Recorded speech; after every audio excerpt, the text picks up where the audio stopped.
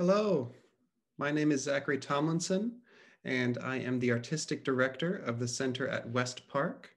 The Center at West Park is a nonprofit community performing arts center based in the historic West Park Presbyterian Church, a New York City landmark on the Upper West Side. We are so pleased to be presenting tonight's work in progress showing from Jody Sperling and Time Lapse Dance. Jody is a resident artist at the center this season, where she has been developing this piece, Plastic Harvest, in collaboration with Frances Barker, Anika Hunter, Maki Kitahara, and Andrea Pugliese-Traeger. Tonight's conversation with the artists will start with the performance's choreographer, Jody Sperling, and composer, Matthew Bertner. And then we will have the dancers join us for further conversation and for questions and responses from you, the audience. Please feel free to type your questions in the chat. And if you would like to speak your question, you can use the raise hand button and I will pass the virtual mic to you and let you know when it's your turn to speak. So now without further ado, I am delighted to welcome Jody Sperling and Matthew Bertner. Hi, Zach. Thank you so much to Zach and the Center at West Park for this residency, which has allowed this project to come to fruition. As I mentioned in my intro to the video, this piece was originally supposed to be performed at the Center's Sanctuary Theater on the stage. And so we're delighted to be able to share this work in this virtual way now. So, and I'm very pleased to be here today with Matthew Bertner, who is a longtime musical collaborator, and we have sort of been conceiving of this piece for quite some time, right? Yeah, for sure. Hi, everybody. And welcome to New York. Matthew is joining us from Alaska, where he is currently based.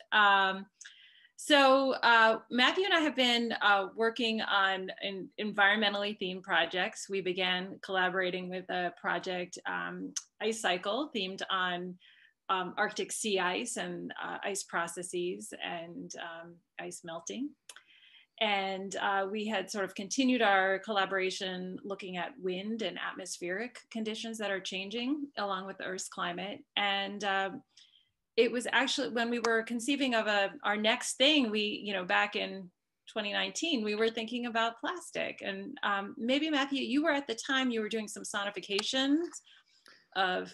Yeah, so I was interested in microplastics at the, I wrote this piece called Microplastic Pet. And for that, I started doing some sonifications of data that the scientists had published about ocean plastics. And it was just really shocking what's going on with that. I spend most of my time working on sea ice and glacial ice and how that is melting and changing the climate. So to imagine, this other dimension of human caused environmental change, our plastics in the ocean, it seemed like a significant counterpoint to the work that Jody and I were doing on ice.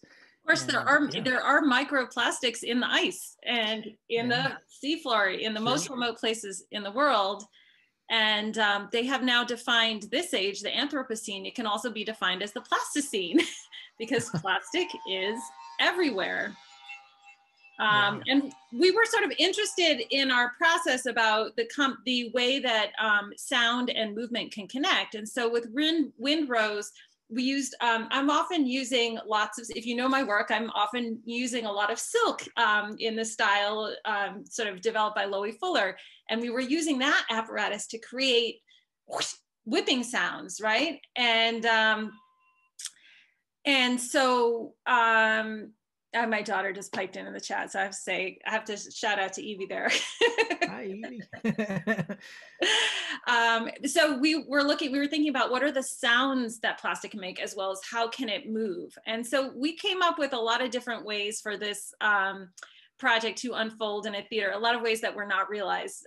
One of the ways was Matthew wrote a song. We wrote, like we imagined. So in Windrose, and if you haven't seen Windrose, I encourage everyone to check that piece out. That was done last season, and we did it live. And it uses these amazing costumes that Jody's been developing, and how they're animated and dynamic in space to create rhythmic sounds, that the dancers actually create quite a lot of turbulence around their around those costumes and with them. And so you can hear that. And we experimented with amplifying the sounds of the dancers and using that as part of the music. So the music is not separate from the dance, but really embedded in the very movement. And we tried to compose that together. So yeah, so basically we thought, okay, so plastic makes these really interesting sounds. And Matthew started with creating, what is the sound of plastic in the body? And so one of the scary things about plastic pollution, as you read about it, is it's not just that we wear it and that we swim in it and then it's clogging our oceans. It's also that we eat it, we drink it, and we inhale it, which is and so that is sort of one of those astounding things. So that we realize that the plastic is everywhere, right? And so but also it's this thing that, draws us together. I put some statistics in here into the chat about we consume as many as 74,000 particles of microplastic annually between our different forms of consumption. But one of the things, when we went to remote, we realized that all of the dancers had plastic where they were. We didn't have our amazing silk costumes, but we all had plastic bags. In fact, we were all drowning in plastic bags. So we started this scenario. So I would like to, at this point, I want to also just point out, this piece is in progress in the sense that, yes, come dancers. There are 4 dancers joining us today, but there are 6 dancers. Back in February, we were rehearsing in the studio with 6 dancers at Gibney Center in person.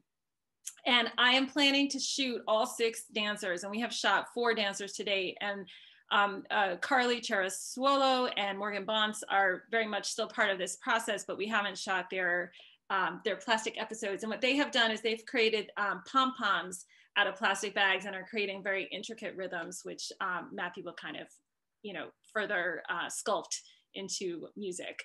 So I just want to say we have 4 amazing dancers here today. You've seen them. Anika Hunter, Andrea Pugliese-Traeger, Frances Barker, and Maki Kitahara. So I'm going to ask some questions to them to sort of get us started. And then, because I'm curious, by the way, I did not show them the video for this piece until this premiere. So this is the first time that they are seeing it. So my first question for the dancers is, what was that like to see? And what does it feel like to see yourself in this piece? And was it like you imagined or different or, as you pictured? Okay, I'll go. Nika. Okay. It was interesting. The editing was really great. We run over these pieces so many times, but then, oh, of course, my phone's ringing. There we go. Okay.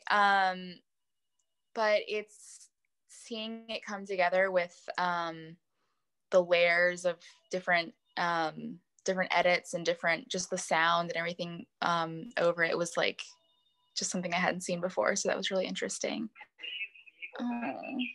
Sorry, someone else can go. Well, my phone goes off. I'm sorry. Okay, Nika's muting herself. I can hop in. Because we've been working in such isolated spaces physically, I worked with Jody in person and we got to film together on the Upper West Side. And I knew Frances and I had done the same movement. Jody taught it to me in person privately.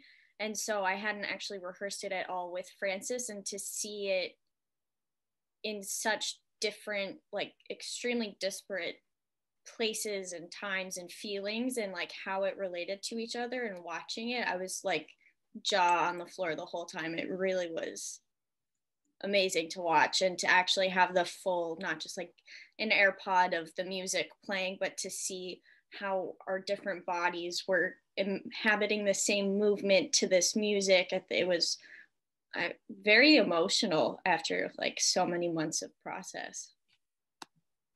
Frances? I don't know, it was different, like, because My part of the process was very different from the other dancers. I was remote, so I was with Jody on the phone, and I had friends helping me and filming it, and we kind of was watching video in real time as it was happening. So to see it now edited together and beginning the process of becoming a complete thought, I don't know, it almost felt like I didn't see any video when I was watching this process as I'm watching it right now. Like, I did not see any of the video that I originally saw while we were filming it. It just felt very different, very fresh for me, almost like I'm watching it for the first time with new eyes. I don't know. It was pleasant. It was delight. It was a delight. It's the best thing I could say. It was a delight to watch it and feel like I'm only watching it for the first time. Like, I haven't seen any of the video prior to all of this. And to piggyback off of what Andrea said, just because we're in two completely different environments, and we never really, we're in the same space together, even in rehearsals, really working on it all the time. So to see us kind of in some way having the same essence of the movement, still connecting in all of these, with all this distance between us, was also wonderful to see as well. Like, that even with all this distance between us, we still are connecting in some weird way virtually. There's one really crazy coincidence, which if you on second viewing, but there's the number, I think Andrea saw it. Did you see it? The number 126 pops up in both of your things, and and it's like, I looked at if any numerologist will like go 126, it means that your divine revelations will be realized in this earth. And so it was just like, and there's like about these spiritual connections, and it was so like, you've got to Google that, but it was like the house number and then the track at the end, it was 126. And I did not know that until I had edited the whole thing, and I was like, 126, what is that? So there were these really like kind of random but coincidental ways in which you guys were really connected, even though you were separated by so many different, by geography and time. But like, I had the power to like make you, but it was only because, anyway, it was like a really intense process, and I know it was a long time, but I really did feel that you were connected. And I think part of the thing that we can do with this film is we can create these a virtual community and sort of keep our embodied knowledge intact, like through this period of the physical, I would call it physical distancing, because like socially we can stay connected.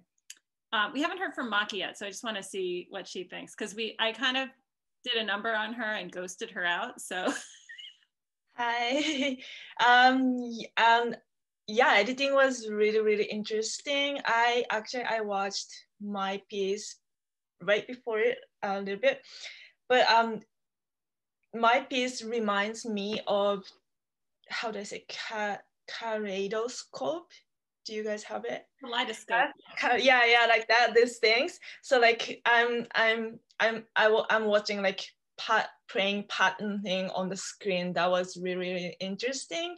And also I love the editing at the end, like invisible lady walking around, like it's gone. Do you understand what I mean?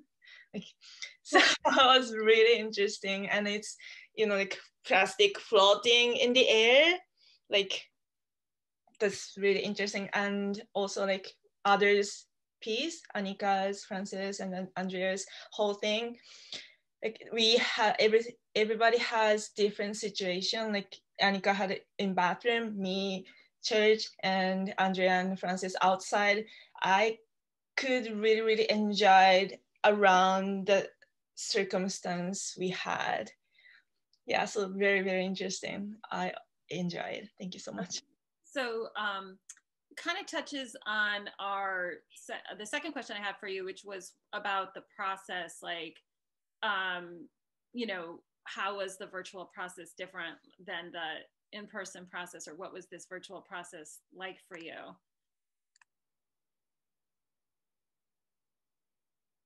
You can unmute yourself. Yeah. Okay. I'll go. It required a lot of patience. It required a lot of patience and not getting frustrated with yourself or with the circumstances of technology and whatnot. Especially coming towards the end, me and Jody had a lot of technical issues with my Wi-Fi, so it's just being very patient and recognizing that it's more about the process than completing it. So and then discovering things within that process to help you move forward or help you when you get back into the studio. So I would say my biggest thing is patience with the virtual, but it was also fun too because you didn't stop working as well. Like you weren't confined by just being in a space. Like we weren't in, like all we could do was work in a space together, but we had this beautiful thing called technology where we still can continue to do something and create something. So I will say it's a twofer thing where it was, frustrating because we had to have patience with what we were dealing with, but also a beautiful thing because we were able to still create. It felt like a prosthetic almost, like kind of, especially directing was like out of body experience for me because I was like there during the shoot, but I wasn't holding the camera. It was very different with like Andrea. It was much more intuitive. I was just like moving around with her and we were deciding on the fly what we were going to do. And then for you, we had to plan out all the shots in advance and go over it. And it was like, yes, it just takes so much more time, but it's that kind of time. I imagine this is like a funny metaphor. I just thought of like, people who are in prison, when you have time, it's like you can write a novel on like, like little scraps of paper because you have time. And it's not like there is a way in which we're all a little bit imprisoned, in our little bit. Yeah. Yeah.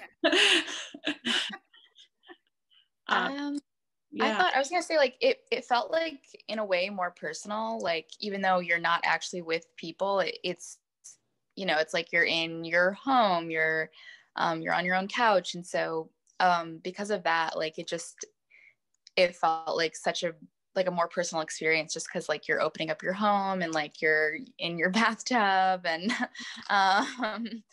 the other thing I realized watching mine, this is like kind of like with the first question, I realized you can almost barely tell that I'm in a bathtub just because like there's such an overwhelming like amount of plastic. But yeah, it's just like you're opening up your home and sharing your space, even if the person is there or not.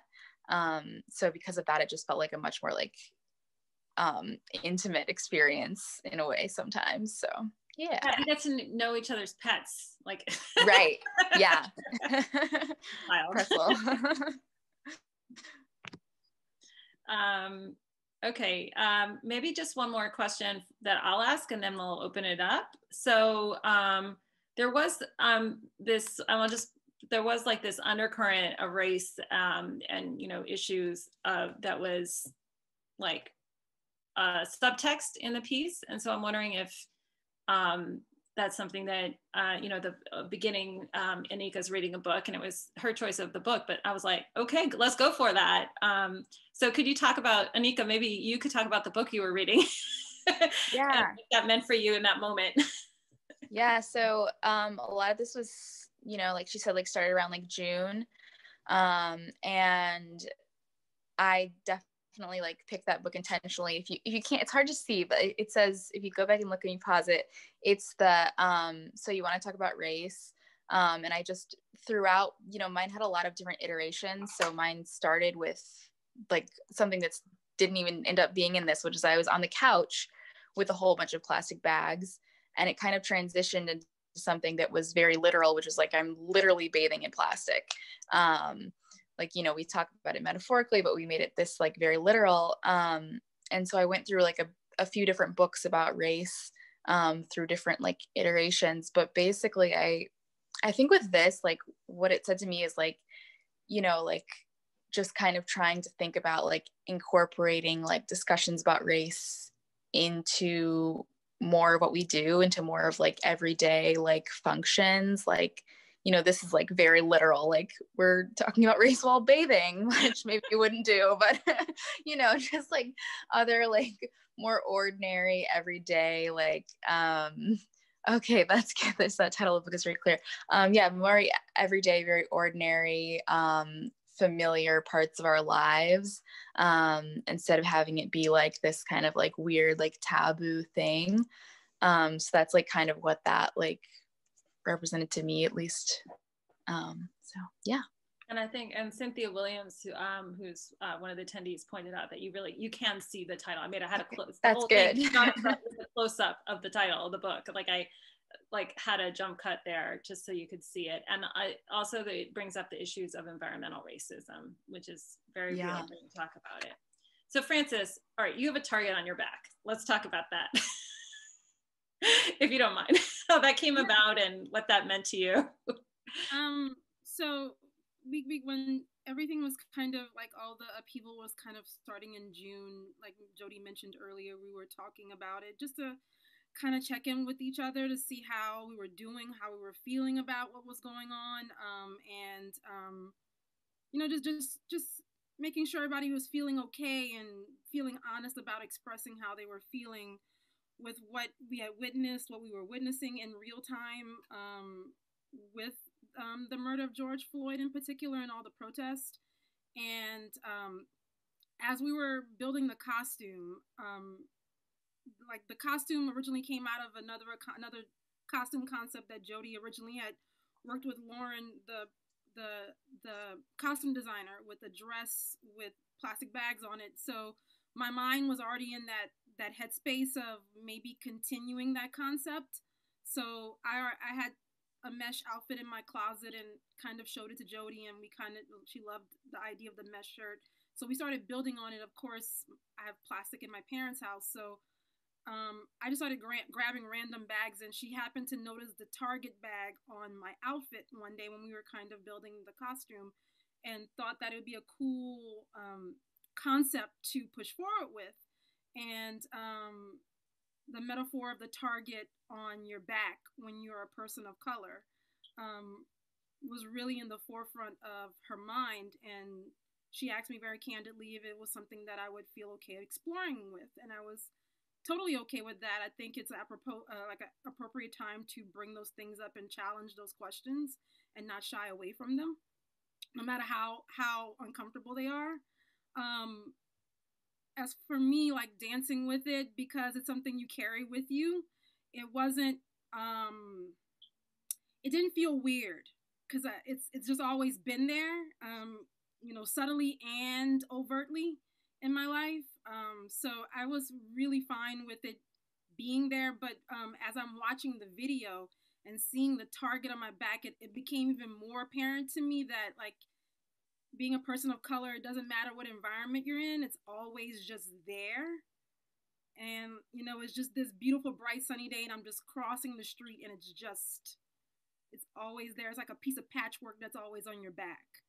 And I don't know, just it's no matter what environment you are in, it's there. So I just thought that was for me, that's what came in my mind. I don't know if anybody else caught that or felt that, but that's what it felt like to me as I was watching it, especially with developing it, that it's just there. And I think that your bravery came out really clearly and strong. And also, like, you had a kind of defiance at the end where you go off and you're like, even like how you hit the camera with the bag, it was like, get out of here. And then she like turned this way. But I love that, because it's like you're just defiant. It's like, I think one of my jobs as a choreographer is to make the invisible visible. Like that's how, and I've often think about it atmospherically, but maybe that was the case. Like it was always there. And it's like, we just put it so everyone can see it. And I've been thinking, and I think like we're in this place where we're not dancing in the studio anymore, we're dancing in the street. And we really have to acknowledge, like, hey, is this a safe place for everyone? You know, for women of colors, it's safe to like dance on the street. And, you know, just anyway, so I feel like those were issues that I'm glad that you were sort of open to us like collaborating and exploring them together in this context, because they're real and they're out there. And I feel like they have to make it into the work that you're doing, or the work isn't going to be relevant for today. And Cynthia did notice that Andrea's had the smiley face, and yes, that was that was a deliberate contrast. It was also like, it was a deliberate contrast, but it was also a circumstantial contrast in the sense that Frances's family shops at Target, and those were the bags that she had. And Andrea gets takeout. Those are the bags they give you. But I felt like we used it. We used that message because it is a very different, you know, a different, you have a white woman is like, smile, baby, you know? And there's always that, you know, like imperative to smile. And so it was, anyway, that was a contrast. So I think at this point, it is time for us to open up the conversation to everyone. And I'm gonna let Zach moderate our, because it looks like we have a number of questions. So Zach, maybe you wanna call out on the questions here. I see a couple from Bethany. So. Yes, so Bethany asked about the stop sign and also about the music development. Okay. The sonification of plastic, how or if that process related to the different sections. So the stop sign was immediately drawn to on Frances's block because of, first of all, like just the design of it, the color, like the red and the white, it was just like, but then the messaging was like, she's like, there's a stop sign and it's like, she's going past the stop sign. And also it's like, stop putting a target on people's backs. Like it was, so for me, it was kind of literal. Like it wasn't like it's like putting Anika in a bathtub. This might be the most literal piece that I've ever done. But I felt like it was a fun way to do the literal because I wasn't designing the stop sign, it was there. So the messages are all already there. You just have to like organize the material that's like literally like present in your life, your atmosphere. And then Matthew, maybe you want to talk a little bit about how the music for the piece kind of developed in it, or is yeah, I don't want to bring down the level of discourse here because it's so fascinating. I love here. I don't want to get into the kind of mechanics of music, but just to say that I was so inspired by the costumes that you all made and just how unique they were and how they expressed, you know, different perspectives and the ways that you were living.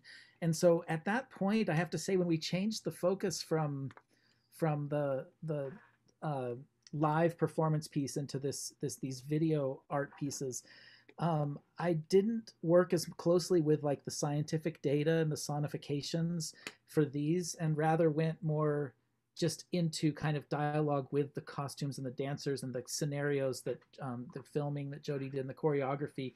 And it was very, you know, it was on that level of, you know, trying to work with these other themes. And so I kind of feel like the plastic theme, which is a little bit meta around this area. It's this system that's shared, and it forms a thread through the different movements, but at the same time, each movement can be its own world, and we drop into these different places. So I really went with that with this particular set. And hopefully if we keep working on this, you know, we could imagine somehow video pieces set in a live context, and maybe we'll bring some of those sonifications back, some of the, you know, I wrote a song for the dancers, so we had them, the idea was that they would be making noise with their plastic costumes on stage, and then they would sing something, and they would sing this song, so they would also be the musicians, and we experimented with that early on. So it's taken, like Jody said in the beginning, it's taken some different turns, and I find this one has been very inspiring, not so much because of the scientific ecoacoustics angle, but really just more on the you know, music, dance, movement in the real world, finding everyone in their separate places. Yeah, their habitats. So, their habitats. Yeah. So I see one question from Rachel, but Zach, it looks like Linda is next to ask her question. Is that right? Yes, Linda, you can now speak if you unmute yourself. Okay, hello everyone. Thank you for a lovely program, Jody. Just beautiful, taking on wonderful thing. Plastic bags, bane of our life in so many ways. Each of the performances was very interesting, very enjoyable in different ways. Nita, I thought you were in a washing machine. That was the thing that got, because it was twisting and turning, but it was the same kind of effect, that there was just all of this rubbing around you, and it was all plastic bags rather than nice soapy water out there. I hope I'm pronouncing your name correctly. Is it Micah? Maki. I'm not, Maki, I'm sorry. You said it looked like a kaleidoscope, which it did, but what I saw was Japanese. I saw the kimono when your arms went out. It looked like this beautiful kimono. Not beautiful, I shouldn't say beautiful, because it's plastic bags, but it still gave me that impression. Very elegant, moving in a beautiful, lovely way. And my two lady dancers, I have a question. What time was this filmed? You were in New York City, Andrea. What time in the morning was it? Or was it the morning? We filmed, Jody, I believe we filmed from 11:30 to 1. Oh, I thought it was much earlier in the morning. No, I was saying, beautiful sunny day. It was late, yeah, like almost midday. Yeah. And Andrea and Francis, I'm sorry, what time was yours filmed? Same, similar? We filmed earlier in the morning. I'm here in Louisiana near my parents, so we filmed like around between 9:30 to 12. Okay, again, I thought it was a little earlier. Francis, you came across as really sassy. You were determined. And when I heard you speak here, I went, wait a minute, is that the same when you have such a soft voice?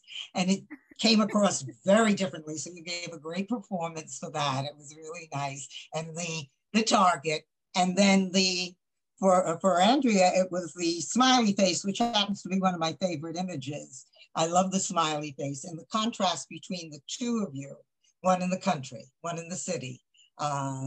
Different style of dancing, but both so interesting. I really enjoyed the whole performances. And thank you, ladies. And I have a question for you, Jody. Okay. I'm a senior citizen, a very senior citizen, and getting out besides the pandemic has become difficult for me. And so I've seen many times you've sent emails for something you were doing in the city, and I couldn't get there. And this was like, oh, my opportunity to finally see something new that you've done. And I really, really enjoyed it. And what I'd like to say is, could you somehow work it in after the pandemic is over for those of us who can't get out, but would still like to participate and donate? Of course, that's not the problem. It's getting there, physically getting there is the problem. So this was a delight. I really enjoyed it. Thank you.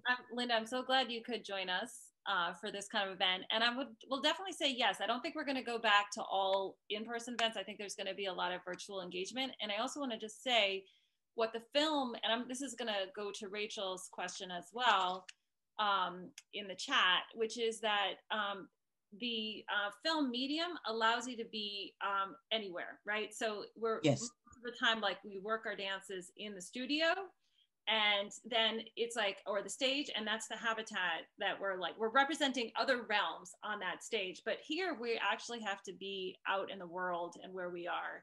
And so it forces us to explore our relationship to that world in a more, gritty way. And so, and that's something that I'm really interested in just generally, is how can we think of ourselves as part of the world and not separate from it? How can we understand that we're, our habitat is part of the ecology of this, that we live in, and how can we think? And so that is really what I think this piece is dealing with, and that is what maybe the larger project of my work is, and all of our work together here is grappling with. How do we fit in on this planet, and how can we, help people understand their relationship to the planet that that we all share.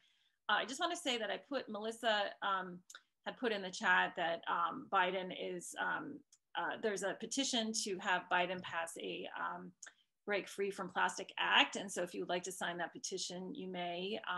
And I'm also going to just put in the chat one more link to an organization, which is Beyond Plastics. Just give me a moment to get out. And they have some wonderful advocacy efforts going, a lot of information about plastics. So please, we hope that you can sort of take some of the, you know, creative, you know, inspiration, and if you can translate that into, you know, material action, that would be wonderful. Thank you very much. Yeah, I think maybe we could just take one more, I think we're gonna have to wrap up pretty soon, but maybe there's one question from Rebecca, aka Becky. So I will just answer this question, and then I think I'm gonna pass it back to Zach for the close, which is, she asked about the editing and how I decided which effects to use. And did I know in advance about the shadow and sort of anonymity of Maki? And did we also discuss like the big sort of corporate brands like the Target and everything and the Walmart as part of this? So I'll answer first, is the editing really was really me just like thinking visually, and it was not planned in advance. And so I shot Maki, and we did not plan to do that with the mirror effect. I started off just, we had these beautiful shots of close-ups of her face in 4K, but then I just realized that because she did create this kimono, which is about this symmetry, that like somehow when we mirrored it and we ghosted her out, like that the bags like could live and breathe and just have, and that she became just present in the shadows. And so I really like that. I feel like the video editing and with Anika, I created this sort of effect at the end by just like almost crashed my computer,